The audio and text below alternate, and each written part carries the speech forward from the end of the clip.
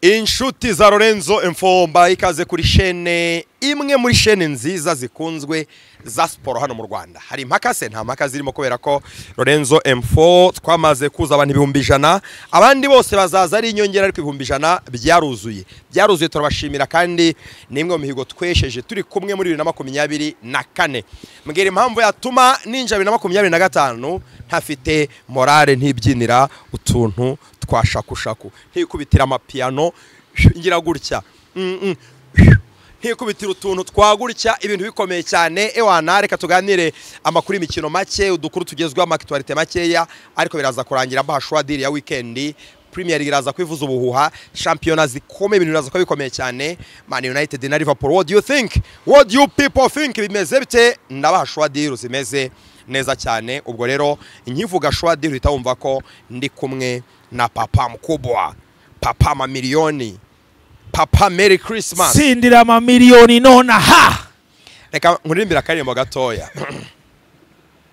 na karimbo kabarokore nabanyoroshe bimwe bya Bruce Melody byo kunyorosha irimo twabandi sindira mamilioni muri forte beti Sindira mamilioni muri forte beti Sindira mamilioni muri forte beti Va kudukampani twa mafuti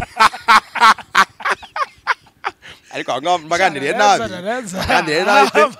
Shabaganiriye nabi Okay reka nze nkagorore Mukanya Steven anyeretse Paris y'umwana wariye miliyoni 84 muri forte beti bro miliyoni 84 abantu barasaze uramwana igitangaza bura n'uburozi bro birabyita juju aba n'uburozi zira ni juju nago zishoboka reka ibicero gajya miliyoni 84 gute urandushigize neza nusha gusesengura odia 30 sibaho oya jewe umva nkubwira izindi Paris zose zaciyeho ndazemera pe sibyo abariye za 205 narabyemeye biriya byo ndabyemera pe ni ibintu bishoboka ariko uyu nguyu we odia 30 we wari wayibona ako warebye odia tondekanyije odia za 7 odia 16 irimo harimo na odia 30 n'umurwayi genda jya Uganda hano bita Mukono gusa felicitation ikomeye cyane nicyo kintu nanamubwira gusa yanyeretse ko byose bishoboka cyane Lorenzo uzikintu yambitsemo sinshobora kurara n'uyu munsi na rimwe ntaraje makanu karaho ngaho ntabwo yibaho Imana nishaka izagaho umugisha afite imyaka 80 ibyo birabireba ngewe nzajya ndaza si bice bibiri byari bakakurye karimo kimwe bibiri cyane si bice 200 Waye ikintu ujye ubabwira cyo kwirinda kubetinga menshi cyane badashoboye kwa affordinga nicyo gikomeye byo betting amafaranga bashobora kurya ntugire ikibazo uhungabane reka nkubaze Lorenzo ubu munsi umwe uzarasa tuganire wenda nubwo tugiye kuvuga turacyari muri intro noza ngiye kubivuga nabi ariko rore dushyira amafaranga menshi sibyo bangewe none wagira tukanakora n'amakipe make ariko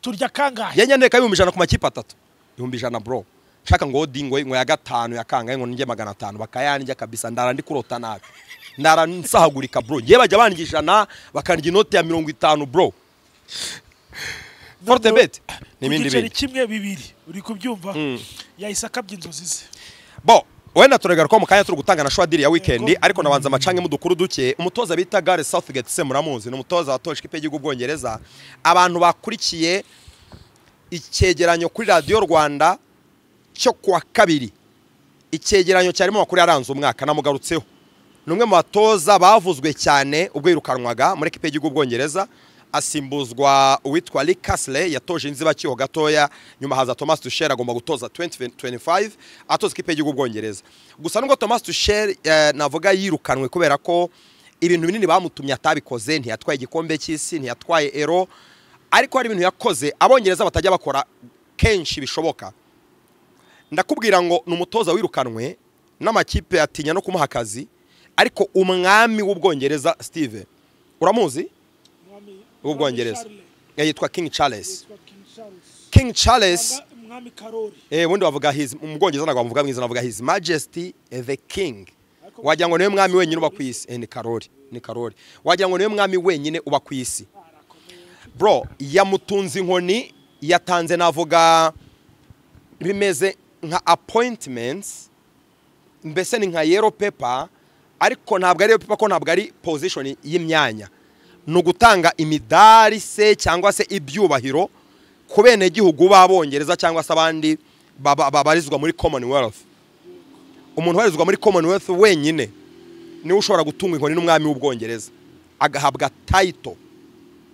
Southgate yatunzwe inkoni ahabwa title ya nyuma irenze izindi muri title zihabwa Abongereza n'abandi bantu bo muri Commonwealth.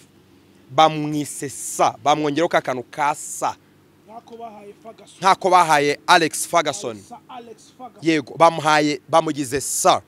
Hari appointments nyinshi zakozwe buriya iyi midari y'umwami harimo ibintu bitandukanye, harimo ibyo bitwa bya sa, hari zitwa za CBE, hari OBE n'indi midari myinshi, ariko uyu niyo w'ikirenga nyine. Reba igihe twabanze tuzi sa Alex Ferguson, sinzi niba hari undi mutoza w'umwongereza cyangwa se umugabo w'Ubwongereza bigeze. Reba n'uriya witwa Sir Jimmy Ratcliffe, uriya munyemari w'umuherwe w'umwongereza. Uriya Sir Jimmy Ratcliffe nawe kugira ngo agire iriya Sir yatunzwe inkoni, babyita knighting cyangwa se knighthood. Nuvuga ngo rero mu bantu bahawe imidari ya hatari cyane donc y'impera za 2024 abantu nyine bagomba kuba abantu b'indashyikirwa muri 2024 mu gihugu cy'Ubwongereza. Uyu ari ku mwanya wa mbere, uyu mugabo witwa Gareth Southgate. Nubwo atatwe bikomba ariko barazirikana neza cyane ko ni umugabo wagejeje Abongereza kuri finali ya Euro inshuro ebyiri zo, ngira ngo Abongereza bari barageze kuri Euro ndumva ari inshuro imwe gusa mu mateka yabo. Abageza kuri finali ya Euro inshuro ebyiri. Ushaka kumugaya ko atatwaye Euro, ariko kugeza igihugu kuri finali burya uba uyigize kipe ushobora gutwara igikombe, ntabwo biguhira. Murabizi bwa mbere ya Euro ya 2020 yabaye 2021 ariko ya 2020 byatewe na Covid. Iyo Euro Abongereza batsinzwe n'Ubutaliyani, Abongereza batozwa na Gareth Southgate, yabagejeje kuri finali babuka yose akabakira abana bato bwa Phil Foden. Ari ubwana Phil Foden sundi yari arimo, numva atari yanakagezemo, yarimo abana bato kabisa. Agera kuri finali. Euro ikurikira iyi ngiyi nayo iheruka, bagera kuri finali batsinzwe n'igihugu cya Espagne. So kubajyana kuri finali ya Euro back to back, no mu gikombe cy'isi cya Qatar 2022 nabwo bitwaye neza. Ndumva barasezerewe n'Ubufaransa muri kimwe cya kangahera, muri kimwe cy'umunane kirangiza. Ndumva rero bahise basezererwa n'Ubufaransa, ko Abafaransa barakomeje basezerera Ndera, ntago mbyibuka neza. Ariko muri knockout stage bavuyemo bavanwe n'Ubufaransa, Ubufaransa baragenda all the way bugera kuri finali. Uzi icyo bisobanuye? Iba bisobanuye ngo niba equipe yakuvanyemo nabwo bigoranye yageze kuri final, nawe uri kuri yo level ntabwo watsinzwe n'imbwa, watsinzwe n'ikipe ikomeye. So uyu rero Gareth Southgate kabisa ewan, ubu tuye kuzajya tumwita Sir Gareth Southgate. Biraryoshye kabisa. Ndabyemera ni na byiza cyane kandi felicitation kuri cyane Gareth Southgate. Yes, ndabyemera kandi nibyo cyane. Congratulations kuri Sir Gareth Southgate. Yes, ariko ndagira ngo ngubaze ikibazo kimwe. Mu by'ukuri nago hari ahantu harimo akantu k'akaminuza, harimo amarangamutima, kuko reka nkubwire buriya Sir rifata umuntu wakoze ibikorwa hariya. Buriya umuntu udafite igikombe na kimwe, Lorenzo arega kugerageza ntugere ku kintu, sibyo? Ntago uba wakoze. Abantu bahawe batunzwe inkoni n'abantu ba sportif gusa. Mvuga ngo ibi bintu ndakubwira n'abandi nk'umutoza bita David Moyes, urabizi ko yirukanwe na West Ham. David Moyes nawe yatunzwe inkoni, ariko atungwa inkoni yo ku rwego ruri hasi y'uru rwa Gareth Southgate, kandi nta bintu byatari yatwaye. Usanga hari ibindi bintu bagiye bakora muri communauté z'Abongereza, harimo gufasha nanone, hari utuntu tugusunika. Keretse ari ibyo ngibyo wenda byamusunitse. Reka wumve icyo bagendeyeho. Ngiye mfite inkurano ya BBC. Oya nta kibazo. Ari ikindi kintu wenda bagendeyeho ngiye ibyo nabyumva, ariko kuvuga tugendeye ku mupira gusa. Abongereza ubwabo bari batangiye gusakuza se ngo nuza Southgate out. Kandi baramwirukanye nyine. Baramwirukanye. Gutunga umuntu wirukanwe nabyo nyine biratangaje. Exactly, naye nicyo kintu rero kiri kunungura. Yabaye United ahabaga iyi nkoni harimo abandi, hari nk'uwitwa Sir Gerard Davis. Uyu nguyu ni umunya Wales, urumva naho ni umwami bw'abongereza, naho bari muri Commonwealth. Nawe yabaye knighted, yahawe yatunzwe inkoni kubera ibikorwa bihambaye yakoze muri Rugby Union. Ni nk'ishyirahamwe rya rugby nyine. Rugby nyine abonye ikipe y'igihugu ya Wales mu bihugu bikomeye cyane muri rugby. Buriya Wales bihanganye na Afrika y'Epfo, na Australia, na Australia, ariko cyane cyane Nouvelle Zelande. Nouvelle Zelande, Australia, Afrika y'Epfo, New Zealand irakomeye cyane. Urumva rero uyu nguyu nawe yakoze ibintu bihambaye cyane. Urumva bakongeraho nicyo bita ngo ni extensive charity work, gufasha byita philanthropy, nabyo ibintu bihambaye. Hari witwa Hannah Cockford, yahawe we CBE. Uyu ni umuntu umudende wa kabiri ukurikira sa n'ukurikira sa. Urumva the 9-time Paralympic champion has been made a commander of the British Empire. Uyu yabaye introduction watangize 9-time champion, yatwaye umudari bivuze ngo wa zahabu inshuro 9 mu mikino ya Olympic afite umwuga babyita Paralympic. Umbabarire rero nago ndi kumva nago ndese sa yanoza nago ndi kuyumva neza. Yes yabaye ariko none se ntuzi ko Marcus Rashford bakimuhaye. Marcus Rashford we ni ndumva ari MBE. Hari igikorwa MBE. Hari umunyarwanda nawe ufite MBE. Hari igikorwa ariko Marcus bakimuhere cya gikorwa yakoze. Igikorwa yakoze. Yes. Ibintu bikomeye cyane abana babicwa n'inzara. Urabizi ko hari n'umunyarwanda bahaye umudende mu Bwongereza, iyi knighthood y'umwami. Bamwita Murangwa Eugene, yakiniye Rayon Sport. Iyo urebye ku mbuga nkoranyambaga za Eugene Murangwa ubona ko haba hariho title, he is a titled man. Kubera ko nyine ntabwo nzi neza ko bimeze, ariko ndumva afite nk'ubwene gihugu bw'Ubwongereza, arabonye nationality cyangwa se citizenship. Eugene iyo umurebye kuri social media yabaye umuzamu wa Rayon Sport kera, yakiniye n'Amavubi. Iyi midari yo mu gihugu cy'Ubwongereza yagaragayemo uyu mutoza wahoza atozwa ipe y'Ubwongereza yitwa Gareth Southgate. Byaravuga ko mani mwifuza mbere yuko bazana mutoza Ruben Amorim mu Munyaportugal. So ubwo rero umva na makuru ingenzi cyane nagomba kubasangiza, ariko nanone ku bakunzi ba Real Madrid na Marcus Rashford, apana Marcus Rashford, Vinicius Junior. Marcus yarangarutsemo ko namaze kumugarukaho. Vini arimo aragenda azamuka muri salary ku buryo bukomeye cyane mu gihugu cya Espagne, kuko Vinicius Junior nabonye ko uyu mwaka wa 2024 salary ye barayizamuye cyane, ari kugenda yongezwa buri munsi. Vini urumva ukuntu salary yagiye izamuka mu buryo buhambaye cyane. Mbere yuko yongera amasezerano muri 2022, mbere yuko yongera yahembwaga miliyoni 4,700 z'amayero. Urumva 2022 asize imyaka 2 yonyine.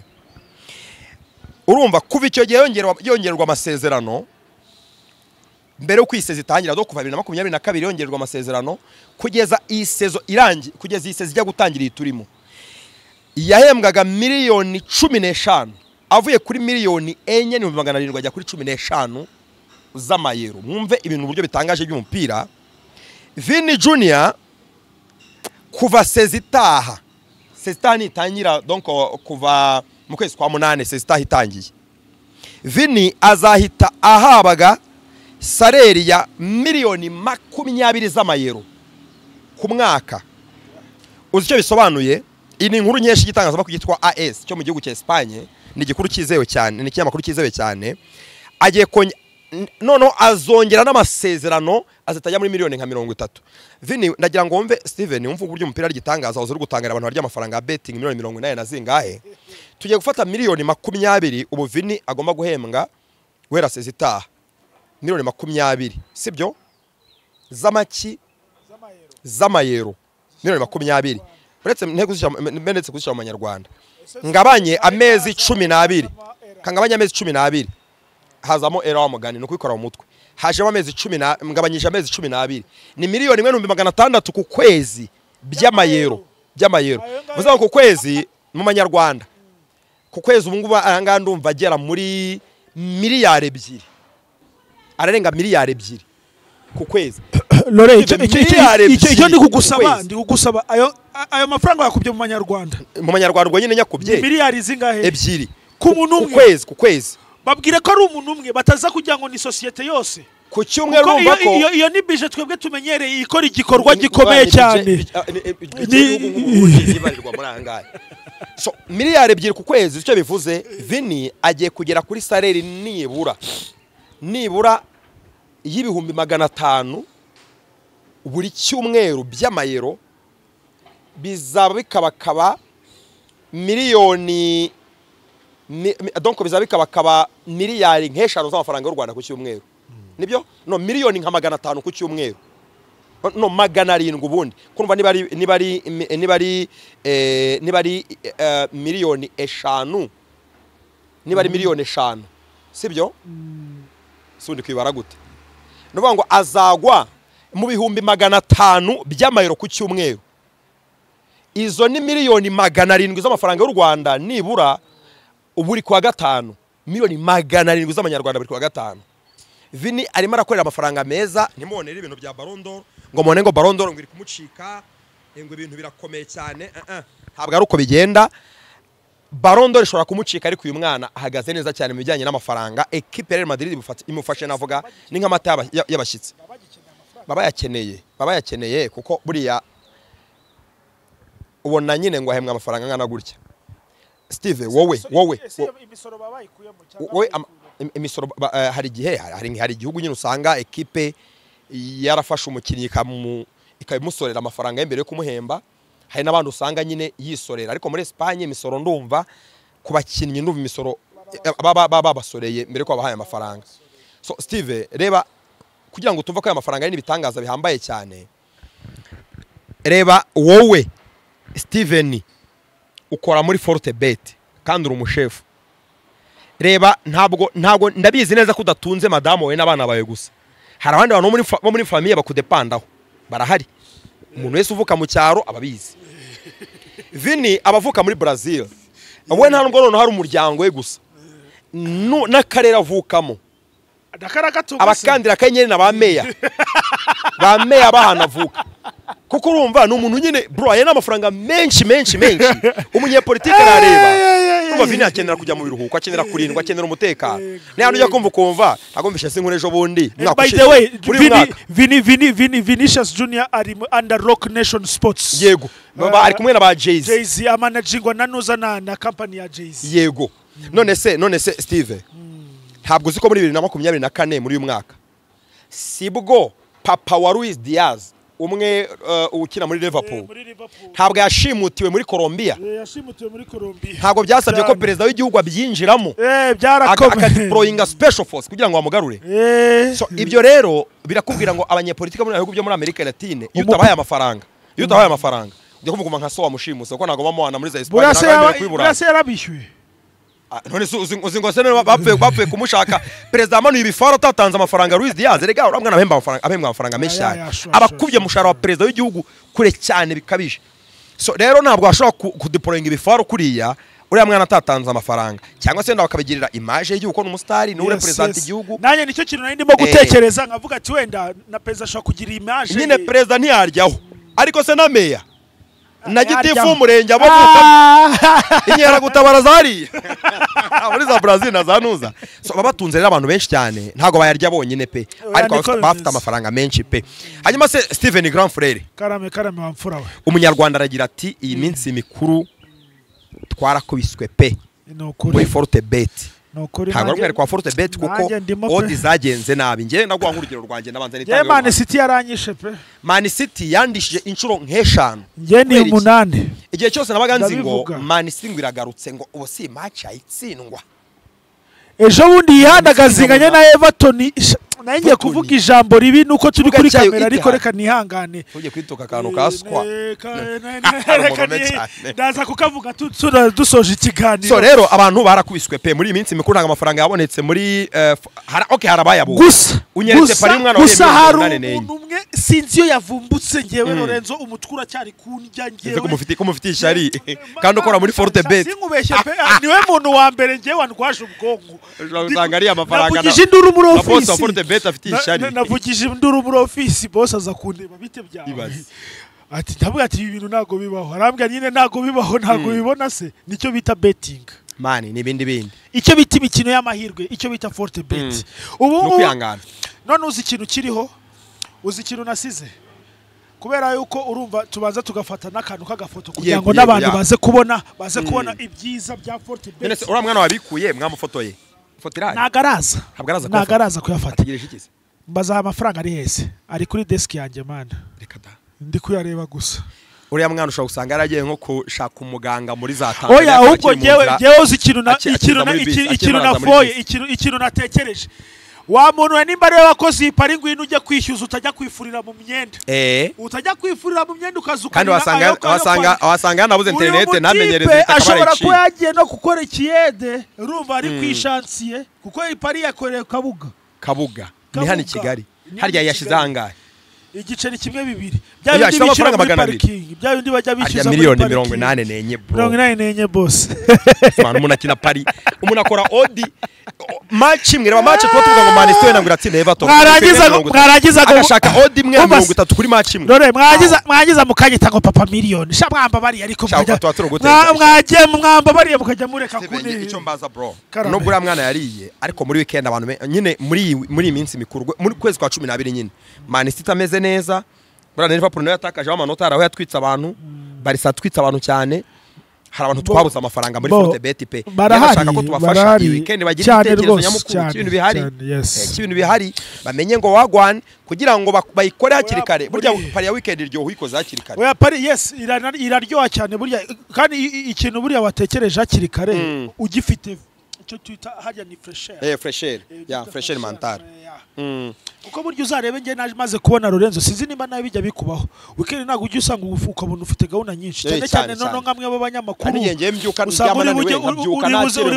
uribuze kujya kuri stade wenda tuvuge Nyamirambo kirajya kuri pere wenda gusosemura match ukajya mu ntara ukaburinuza yego none se ushaka kumwa Lorenzo ubu wagenda mu modoka uri gukora ipari ukumva uri kwikora neza pari nakantu umuntu akoraisha nta muntu uburyo uterwa ishama no kugaragara ari gukora pari ugakora neza ngo ndagenda nkango njya gukora ngo pari bantu bamenye ko bettinga ibi ni ibintu umuntu wese akora yiherereye nta muntu ukora pari bari kumureba w'umushefu ntago bibaho anyways hari abantu bari gutekereza ko hatari match nyinshi muri iyi minsi kuri wa gatatu kubunane nyine kuri bonane hari match ya Arsenal na Brentford ku kibuga cya Brentford iyi match ndamutse mbwiye afana ba Arsenal ngo barajya gutsinda equipe ya Yohane Wissa na Mbemo ntabwo nabandi kubabwira ibintu by'ukuri ngiye iyi match ntekereza ko harimo over akabintu bice bitanu icya mbere ntabwo Brentford zaburi gitego muri Arsenal kandi Arsenal ishobora gutsinda ifite amahirwe menshi yo gutsinda so ntekereza ko over ya 2.5 ni sawa cyane kuri match yes ushobora gukombina ukageza muri weekend ugikombina najya nkubwira match ni muri ebyiri buri munsi icyiciro cya kane mu Bwongereza ndakireka pe ntacyo mbababwira turi kumwe nikomereze ku munsi wo kwa kane hari Inter Milan na Atalanta ukintu cyabayese mu gihugu cy'Ubutaliyani Atalanta yatangiye gusubira hasi yatangiye gucika amazi n'umwanya wa mbere ubiranganya amanota na Napoli baraza kuyikuraho vuba hashoboka bagiye guhura na Inter Milan kwa kane ku isa 3 z'ijoro bazakina Super Cup ni igikombe kiruta ibindi azakina ari amakipe ane ndumva yari demi final hari Inter Milan na Atalanta hakaza na Juve ndumva izakina ni AC Milan Napoli ntago mbyibuka neza bazakina ryari Juventus na AC Milan bazakina kwa gatanu so iyi match yo kwa kane rero Inter Milan izatsinda Atalanta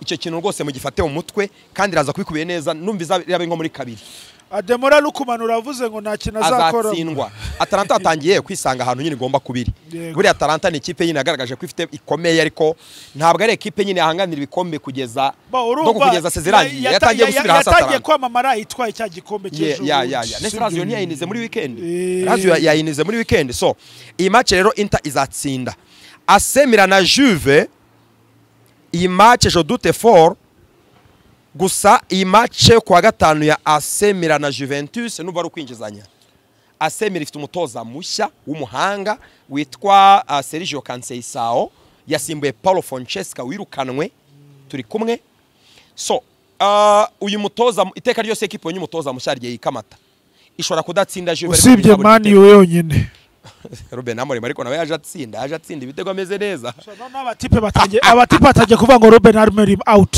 Ruben Amorim bari utacyane nta muntu uza kabisa Steve umva ahantu mvuga ibintu bitari by'unyunganire ariko iyi match ya Juve na Semira kwinjizanya urumva Vlahovic kongera abana bitwa batijani Renders batsinda ibitego byiza muri Semira Juventus nuko muri iminsi iri kwisubiraho ku bitego we ngatsinda ariko ntabwo yashyikibura Vlahovic Juventus ari igigira gutya Vlahovic akibura urayitekereza wiki ngiye mvuze kwinjizanya mukandika ahantu uratekereza iki wowe kuko gutsindaho aya makipe yombi ntabwo ameze neza cyane kwinjizanya so aho ngaho rero ntabwo izabirangiye kwa gatanu La Liga izahita igaruka Champions Espagne kwa gatanu La Liga izaba yagarutse izakina ikirarane kuri Stade Mestalla Valence kugira ngo byumve neza Real Madrid ni win kandi kora kuri hanze ikubiye neza iyi ni win umve Valence match zeruka imaze imikino 4 idatsinda yanganyije imikino 2 urumva itsindwa 2 hari amafaranga menshi so Real Madrid yo rero mu mikino 5 heruka yatsinze 4 inganya umwe Real Madrid iranforme imeze neza Mbappe yanakwica so iyi match Real Madrid ni win kuko iri hanze irabikubiye neza cyane turi kumwe indi match rero Sporting zakina nande izasura akakipe kitwa Vitória Guimarães na FC Porto nayo izaba yasuye Sporting ifite igitutu cyuko Porto ishobora kuyifata vuga ngo Sporting itsinzwe iyi match Porto igatsinda Porto izafata umwanya wa mbere so Sporting izatsinda umutoza atangiye umutoza wari wasimbuye Ruben Amorim aramwirukanye bazana undi so iteka ryose yari umutoza mushya equipe iri kamata shobora kwikamata muri iyo mikino ya mbere bimwirukanye vuba ariko impamvu ntabwo ari umutoza mukuru yari yungirije Ruben Amorim bamuhaye chance babone equipe irimo iratsindwa buri munsi equipe yose yasubiye hasi so Sporting izatsinda na Porto izatsinda ko bose bari hanze Porto izasura agakipe kitwa Nacional kuko bose bari hanze amakipe ari hanze akomeye yagiye hanze ku dukipe duto abakubiye neza aho ari avantage yo gufatirana ukayigura kuko nibura bayizamuye muri odd urabyumva indi match se twatekerezaho ni iyi Nice na Rennes ntacyo nyivugaho mu Faransa ntabwo mbemera twagiye kwa gatandatu twihuta cyane kwa gatandatu rero equipe yitwa Tottenham izakira Newcastle uratekereza iki kuri match hari ibintu bibiri kwinjizanya n'urucabana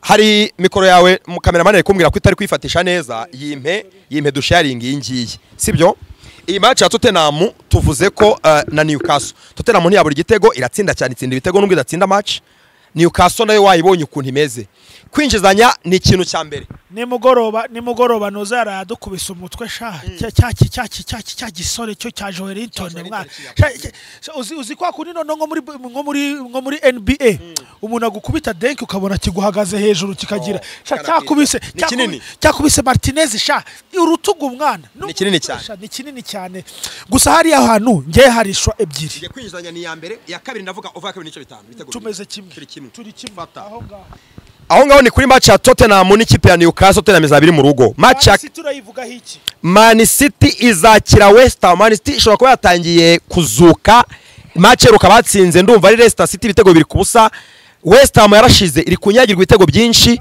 Man City izatsinda West Ham I doubt uratekereza iki over 2.5 over 2.5 yes Man City nubundi imatch zayo iyo nayo ishobora kwikubiye gake ariko ishobora kuzabikubiye gake ishobora kwikubiye gake ariko irashoboka buya twanga ibikubo bitoya kandi bishoboka tukajya ku bikubo binini bitari bukunde defense ya West Ham nabonye mu izina ry'Imana haranashobora kongera gutsinda hat-trick njewe icyo ntekereza mwandike over 2.5 iyo ni ya mbere iya kabiri Man City win ako nakantu gashoboka cyakoze ikintu nemera kubera ko Man City zatanya gutsindwa mu mpera z'ukwezi kwa mbere kuko kugera mu kwa kabiri kose kuko hari aho Guardiola ntagaza harenga zirukanwa quote my words well muzagarura iki kiganiro navuze azirukanwa nuko mutari mwareba fixtures za Man City za next month ziragoye cyane nago mbigarukaho but quote my word well ibyo tuzabigarukaho nyuma ariko ubungubu yes ishobora gutsinda kuko izi neza yuko nta ntsinzi ihiteze mu kwa kabiri niyi nimwe indi match Arsenal izasura Brighton ku kibuga the American Express Community Stadium cyangwa se bayita Mex cyangwa G-Tech Community Stadium ifite amazina menshi imatch nekereza ko Arsenal izatsinda why iri muri pursuit yo kugaruka nibura mu rugamba rw'igikombe kwegera Liverpool and then equipe ya Arsenal ku makipe nk'aya afite abakinnyi biganjemo abakiri bato Arsenal iravuna buriya Arsenal igorwa n'abakipe afite experience abakinnyi afite experience ariko equipe ifite umutoza w'imyaka 31 equipe ifite abakinnyi bakiri bato umukasere wafite imyaka ndumva ari 20 Carlos Baleba abana bakiri bato baba winga ba Yankuba Minte n'abandi basore bakiri bato I strongly believe ko Arsenal idafite Bukayo Saka ba Trossard na Martinelli na Kai Havertz barahagije ngo batsinde equipe ya Brighton.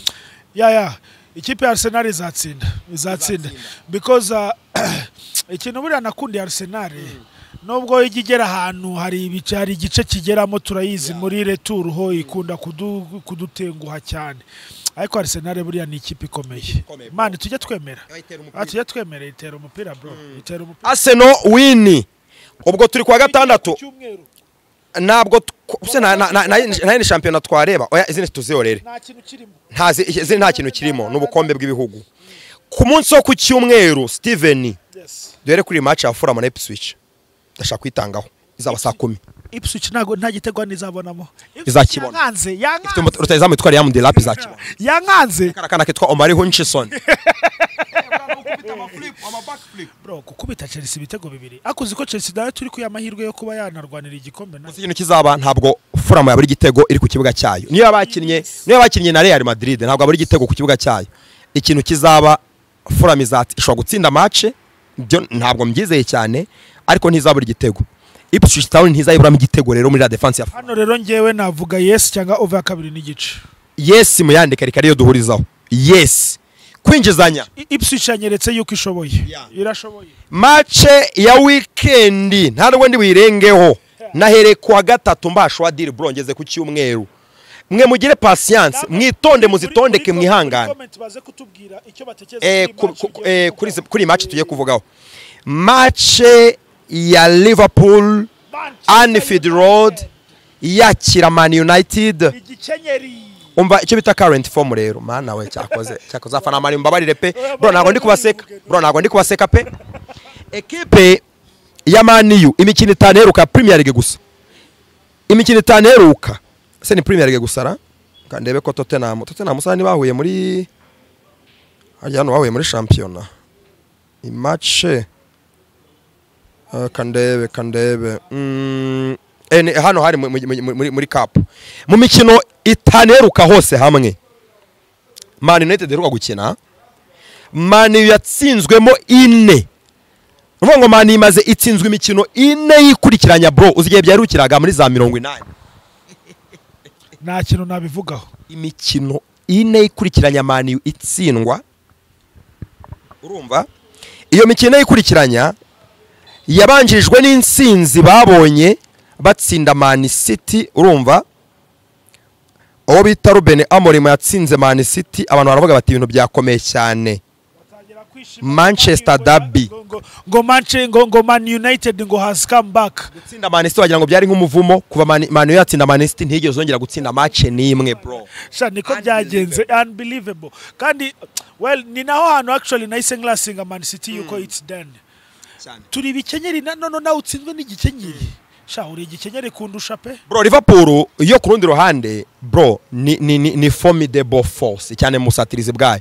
Liverpool itsinze match 4 zikurikirana ariko muri match 5 zeruka banganyijeho match imwe igihe Liverpool reka kwitwara nabi ni yanyanganyaga n'ikipe ya Fulham hari muri championnat ariko urebye muri rusange reka turebe muri rusange imikino irenze iyo Liverpool reka gutsindwa match mu kwezi kwa 9 September mu kwezi kwa 9 batsindwa n'ikipe ya Nottingham Forest kimwe ku busa bari mu rugo kuva icyo gihe Liverpool yatsinze AC 3-1 inyagira Bournemouth 3-0 inyagira West Ham 5-1 itsinda Wolves 2-1 itsinda Bologna 2-1 itsinda Crystal Palace kimwe ku busa itsinda Chelsea 2-1 itsinda Leipzig kimwe ku busa muri Champions League itsinda inganya na Arsenal 2-2 Arsenal irakomeye bro itsinda Brighton 3-2 itsinda Brighton nanone bwari muri cup 2-1 noneho muri championnat inyagira Leverkusen 4 ku busa muri Champions League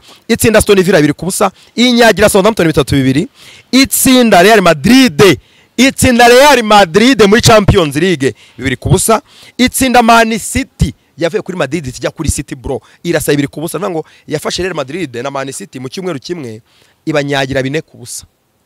Urumva makipe ya mbere ku isi. Inganya na Newcastle 3-3, urumva ihita itsinda Girona 1-0. Ego inganya na Fulham 2-2, itsinda Southampton muri Cup 2-1, inyagira Tottenham 6-3, inyagira Leicester 3-1, inyagira match heruka banyagiye West Ham 5-0 bro.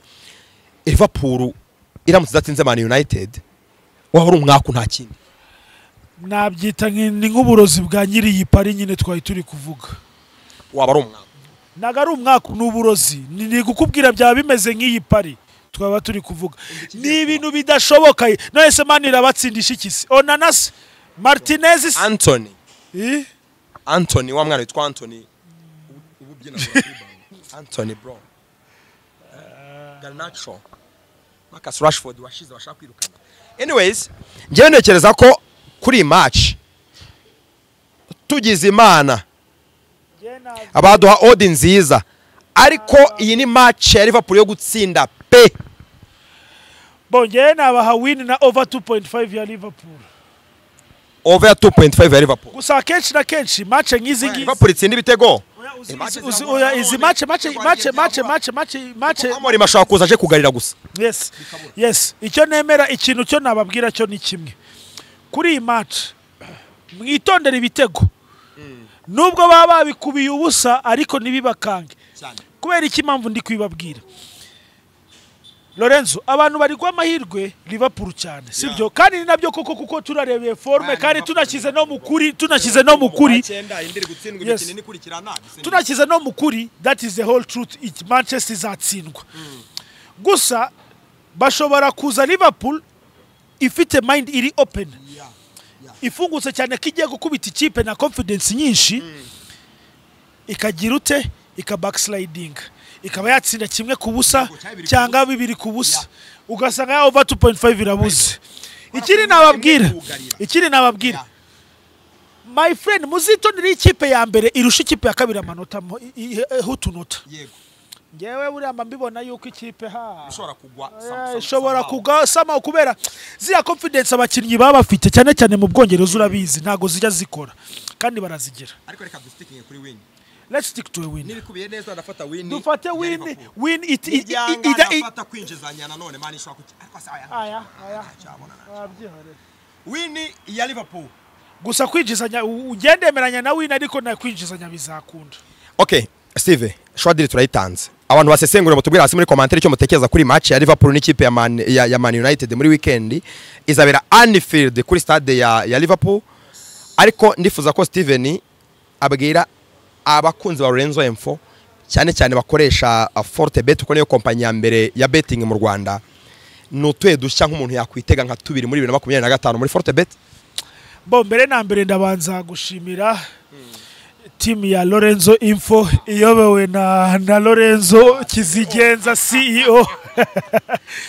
Ndashimira cyane kandi mbazanya n'intashyo kuva ku buyobozi bwa Fortebet bugeza ku buyobozi bwanyu. Ameze neza arashyushye arumva ari no cyane rwose yego. So umwaka mushya muhire ngira ngo wanayibonye ko yabikwifurije. Yes, so umwaka mushya muhire. Rero nababwira ngo udushya dufite ni ikintu tuhe. Udushya ni twatundi ni ikiyaga cy'amafaranga kidakama. Miliyoni 80 nenye umwana Lazaro yateze 200 ariko rapari wayimangata. Yitu ndayiguhereza. No kuri kwimana. Oya no kuri. Umwana yagiye ahinga muri match imwe. Abonamo odi ya 30 arayigura. Ntabwo nicyo kintu cyanyuma cyishoka muri match. Kuvuga ngo wenda urugero Real Madrid yakinnye na Las Palmas. Yes. Ukavuga ngo Las Palmas iratsinda. Ngira banza Real Madrid igitego urumva inatsinda. Inaitsinde match yose urugero nk'ibyo bintu byose karitekereza kuri equipe ya underdog.